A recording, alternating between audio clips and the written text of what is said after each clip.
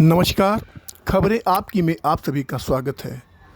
कल रात जनपद जौनपुर के बदलापुर क्षेत्र के देवरिया गांव में हुई पुलिस मुठभेड़ में मारे गए छीतमपट्टी निवासी विनोद की कहानी किसी फिल्मी स्टोरी से कम नहीं है। जी हाँ, विनोद के सिर से मां का साया बचपन में ही छिन गया था।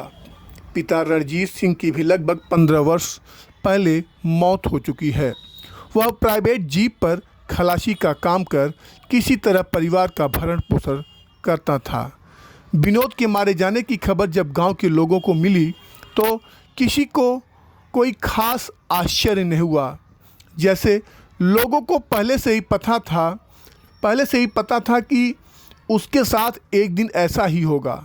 लोग बताते हैं कि काफ़ी कम उम्र में मां की मौत हो जाने तथा पिता के ज़्यादातर समय घर पर न होने के कारण विनोद बिगड़ता चला गया।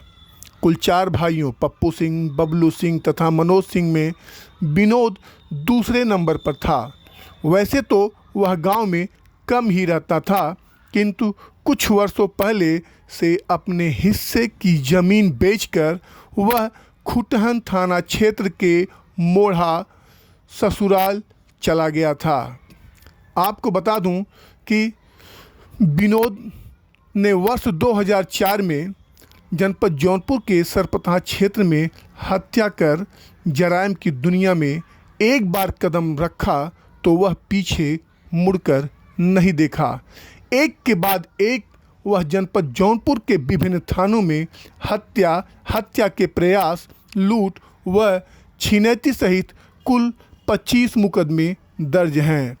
कल रात में बदलापुर क्षेत्र के देवरिया गांव में एसओजी के साथ बदलापुर थाना और इसके साथ साथ बक्सा थानाध्यक्ष व सिकरारा थानाध्यक्ष की पूरी टीम ने मुठभेड़ में उनको यानी कि विनोद सिंह को मार गिराया। उसके बाद रात में ही वहां पर पुलिस की भारी फोर्स लगातार वहां पर मौजूद थी। लोगों ने बताया कि जब गोली लगी तो वह घायल था और उसके बाद पुलिस उसको इलाज के लिए जिला अस्पताल ले गई, जहां उसकी मौत हो गई। जी हाँ, कुख्यात विनोद सिंह के इस मुठभेड़ में मौत के बाद पुलिस राहत की सांस ले रही है। आपको बता दें कि उस पर 1 लाख का इनाम था। 1 लाख का इनामी विनोद 2004 में पहली बार उसने हत्या किया था। उसके बाद तमाम मामले उसके ऊपर लगते गए। मृत विनोद के बारे में पुलिस अधीक्षक जौनपुर ने कहा कि वह आसपास के ज़िलों में भी उसका आतंक था। उसके विरुद्ध हत्या, लूट, रंगदारी मांगने सहित लगभग 2 दर्जन संगीन धाराओं में मुकदमे दर्ज है। एडीजी वाराणसी जोन ने उस पर 1 लाख का इनाम रखा था। पिछले वर्ष एक डॉक्टर से रंगदारी मांगने का मुकदमा भी इस पर दर्ज हुआ था।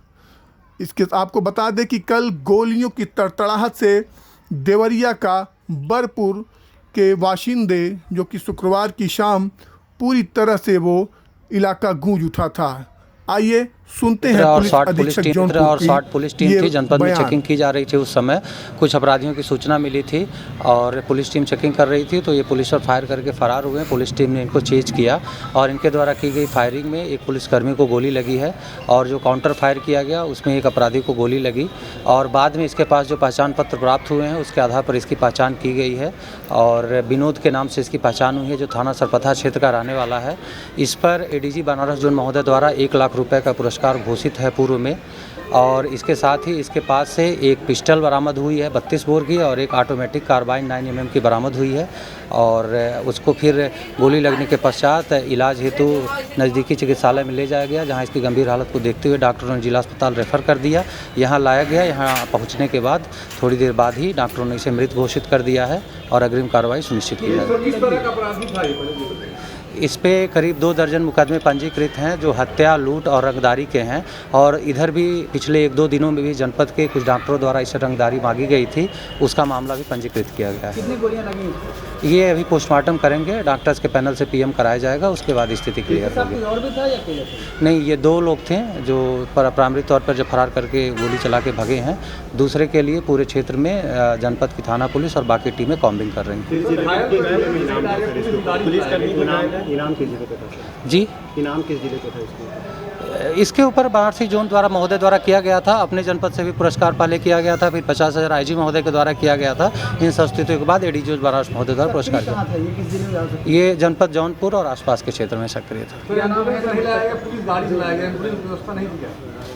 भाई, जब इनकाउंटर अचानक होता है तो जो गाड़ी मौजूद होती है उससे रिजल्ट को तत्काल गंभीर को पहुंचाना उद्देश्य होता है, न कि वहां फ़ोन करके रूरल एरिया में वेट करें कि एम्बुलेंस पहले आएगी फिर ले जाएंगे। पहला होता है तत्काल उपचार कराया जाए और उसको देखते हुए तत्काल पुलिस ने जो मानवीयता के बिंदु हैं उसको दिखाते हुए इसको उसी हालत में तत्काल ले जाके जिला अस्पताल और बाकी हॉस्पिटल में दर्ज कराया। Thank you.